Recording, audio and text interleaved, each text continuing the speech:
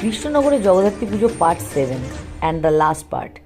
কৃষ্ণনগরে জগদ্ধাত্রী পুজো আমার বন্ধুদের দেখাতে নিয়ে এসে ওদের বলেছিলাম পুজোর থেকেও বেশি উন্মাদনা দেখতে পাবি আমাদের এখানকার জগদ্ধাত্রী পুজোর বিসর্জনে, অর্থাৎ প্রথম দিনের বিসর্জনে মা কাঁধে চেপে যান কৈলাসে। রাজপথে গম গম করে হাজার হাজার ছেলে।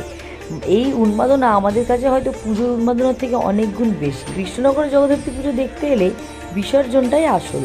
এই গল্প বলতে বলতেই ওদের বিসর্জন নিয়ে গেলাম দেখাতে। 8 থেকে 80 মহিলা থেকে পুরুষ সকলেই যোগ দেয় আমাদের কৃষ্ণনগরের জগদ্ধাত্রী পুজোর বিসর্জনে। সব দেখে ওরা তো একদম স্টান্ট, বলছি এরকম ভাবে বিসর্জন হয় আমি তো কখনো দেখিনি। হেসে উত্তর দিলাম, কৃষ্ণনগরের জগদ্ধাত্রী পুজো মানুষের কাছে আবেগ রে পাগলা, এটা আমাদের ইমোশন। তারপর কৃষ্ণনগরের বড় বড় ক্লাবের ঠাকুরগুলো একে একে রাজপথে নেমে এলো। রাত যত বাড়লো তত রাস্তায় মানুষজনের ঢল, উন্মাদনা, উত্তেজনা। তারপর লাস্টে বেরোলো রাজরানী